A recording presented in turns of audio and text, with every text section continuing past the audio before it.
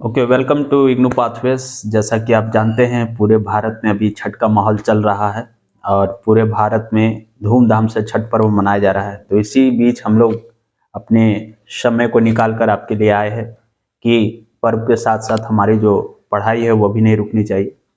तो बहुत सारे बच्चों का डिमांड था कि सर बहुत पॉलिटिकल साइंस के क्वेश्चंस को भी आप जल्द से जल्द यूट्यूब चैनल पर अपलोड करें। तो आज हम लोग मास्टर्स ऑफ पॉलिटिकल साइंस के पेपर 1001 के साथ आ चुके हैं, जिसका नाम है भारत और विश्व। इसमें हम देखेंगे कि भारत का विश्व के देशों के साथ किस प्रकार का संबंध रहा है। इससे संबंधित जो 10-11 इंपॉर्टेंट प्रश्न हैं, उसको आज हम लोग अपने इस वीडियो में चर्चा करेंगे। और इसमें जैसा कि आप जानते हैं, दो प्रकार के प्रश्न अक्सर पूछे जाते हैं। एक लॉन्ग आंसर टाइप क्वेश्चन जिसको 500 शब्दों में लिखना होता है, दूसरा शॉर्ट टाइप आंसर्स जिसको 250 शब्दों में लिखना होता है। तो आइए देखते हैं कि पॉलिटिकल साइंस के इस पहले वीडियो में कौन कौन से इंपॉर्टेंट प्रश्न हैं जो आपके दिसंबर टर्म एंड एग्जाम में आने वाले हैं। तो पहला प्रश्न अगर हम चर्चा करें इसमें, तो भारत की विदेश नीति के निर्धारकों की संक्षिप्त व्याख्या करें। यानी भारत जो है अपने विदेश देशों के साथ जो सामरिक संबंध बनाता है, पारस्परिक संबंध बनाता है, चाहे वो आर्थिक संबंध बनाता है, सैन्य संबंध बनाता है, तो किस प्रकार के संबंध उसके रहते हैं उसके बारे में आपको लिखना है कि भारत की विदेशों के साथ कौन कौन सी नीति होती है। अगला प्रश्न देखते हैं जो वेरी वेरी इंपॉर्टेंट है कि सार्क पर एक लेख लिखिए। देखिए, सार्क क्या है? सार्क एक संगठन है जिसका फुल फॉर्म है SAARC। सार्क का मतलब होता है south Asian association for regional cooperation.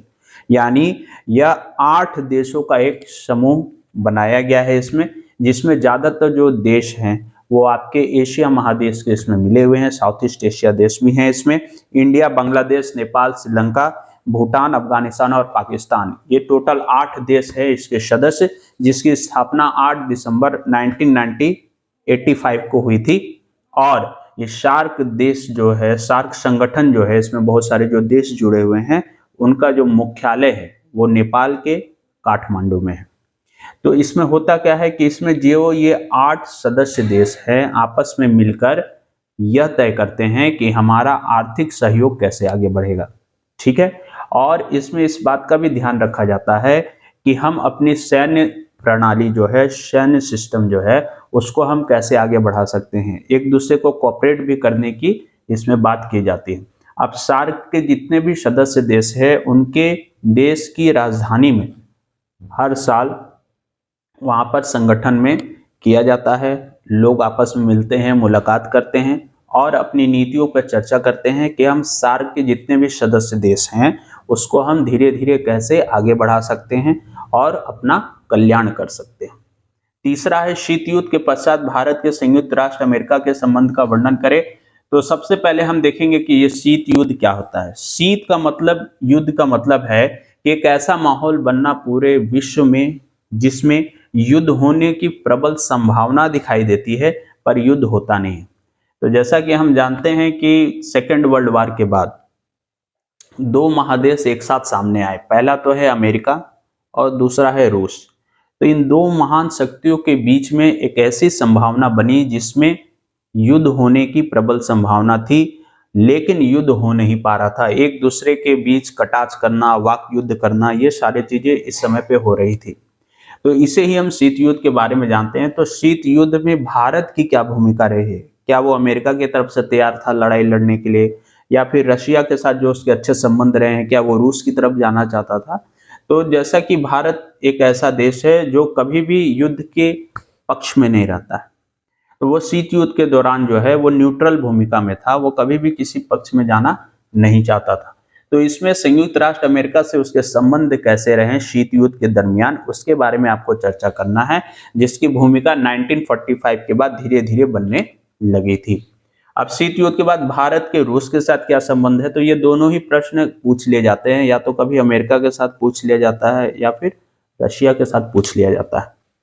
अगला प्रश्न है दक्षिण पूर्व एशिया देशों के साथ भारत के संबंध क्या है? तो साउथ ईस्ट कंट्रीज की अगर हम बात करें, जिसमें मलेशिया है, कंबोडिया है, लाओस है, वियतनाम है, ये जितने भी देश हैं, म्यांमार है, ये सारे देशों के साथ भारत के जो संबंध है उसके बारे में हम देखेंगे कि किस प्रकार से इन दक्षिण पूर्व एशिया देशों के साथ भारत आर्थिक संबंध बनाता है, या ये सारे जो हमारे पड़ोसी देश है समुद्री सीमा से भी लगते हैं, तो वहाँ पर किस प्रकार का संबंध हमारा भारत देश के साथ है, इसके बारे में प्रश्न संख्या 5 पर आपको चर्चा विस्तार से करनी है। जितने भी सारे प्रश्न हैं इनका पीडीएफ भी आपको उपलब्ध कराया जाएगा, लिंक के डिस्क्रिप्शन में नंबर दिया हुआ है, आप उस पर संपर्क करेंगे तो इन सारे प्रश्नों का उत्तर आपको दिया जाएगा, जिसपे आपको आइडिया भी लगेगा कि इन प्रश्नों को कैसे लिखना है, कितने शब्दों में लिखना है, किन किन चीज़ों का इसमें आपको प्रयोग करेंगे तो अच्छे कंटेंट से आपको अच्छे नंबर आ जाएंगे।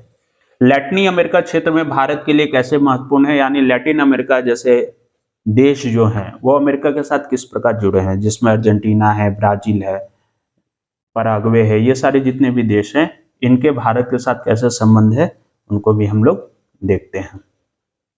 उसके बाद चीन के प्रति भारत की विदेश नीति को स्पष्ट करें। जैसा कि जानते ही हैं चाइना हमारा एक पड़ोसी देश है और हमारा चाइना के साथ ज़्यादातर आर्थिक संबंध जुड़ा हुआ है, हम लोग उसके साथ बहुत सारे सामानों का आदान प्रदान करते हैं, व्यापार करते हैं। तो चीन के साथ हमारा जो ये व्यापारिक संबंध है उसका प्रभाव हमारे देश पर कितना पड़ता है, इससे संबंधित प्रश्नों का उत्तर आपको इसमें लिखना है।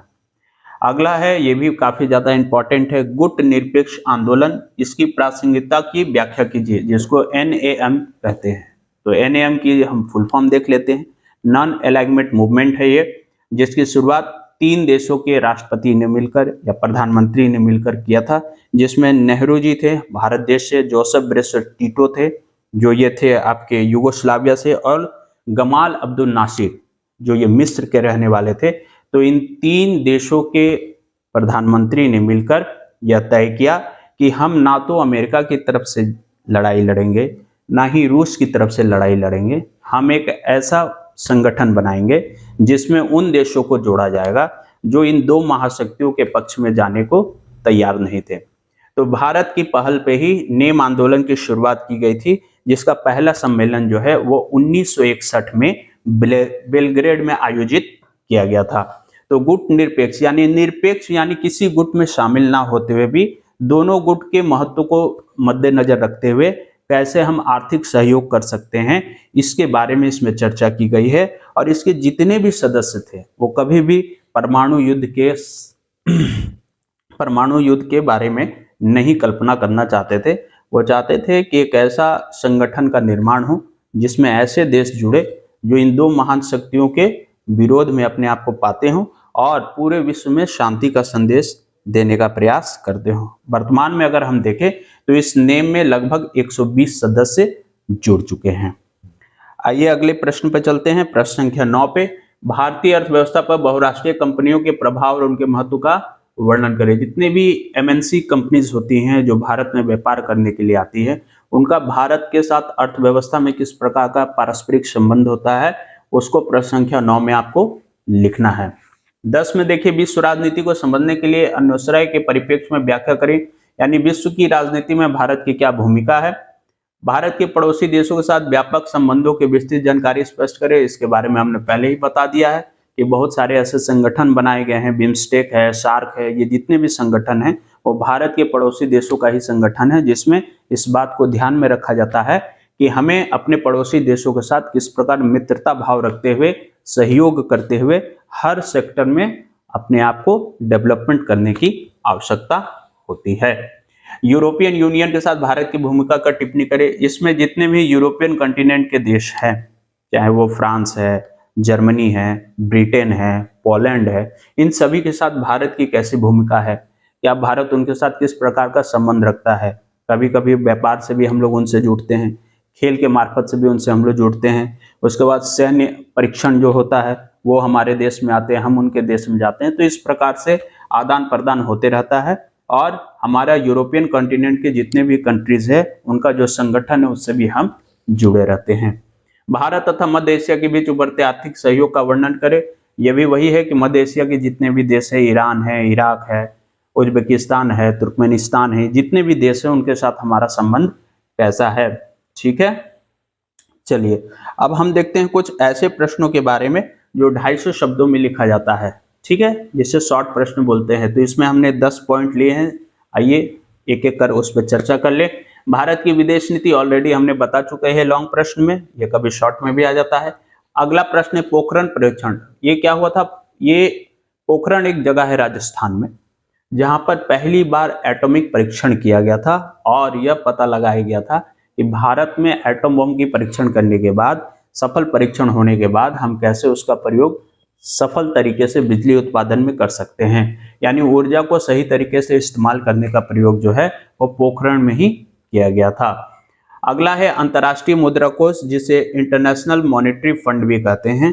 यह एक ऐसा संगठन है जिसकी स्थापना 22 जुलाई 1944 को हुई थी, जिसमें ये जो संगठन है ये क्या करती है कि पूरे विश्व को आर्थिक सहयोग प्रदान करती है।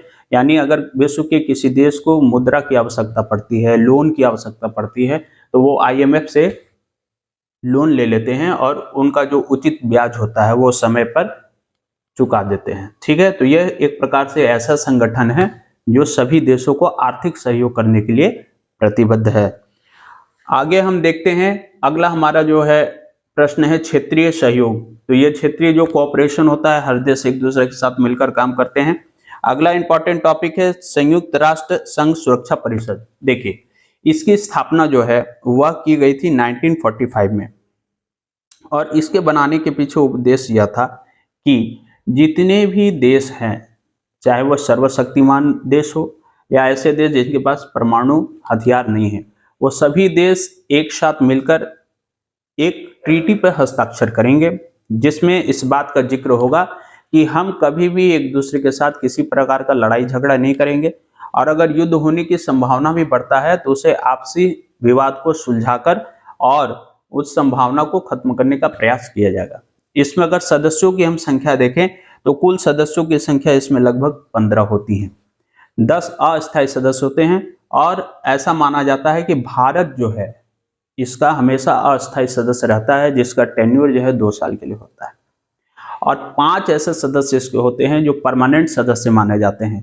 तो 5 जो इसके परमानेंट सदस्य हैं उसमें है चाइना है, फ्रांस है, रशिया है, यूके है और अमेरिका है। तो ये जो 5 देश हैं, ये 5 इसके परमानेंट देश हैं, और 10 इसके ऐसे देश होते हैं जो 2 साल के लिए निर्वाचित होते हैं, मनोनीत होते हैं, जो संयुक्त राष्ट्र संघ सुरक्षा परिषद में भागीदार होते हैं।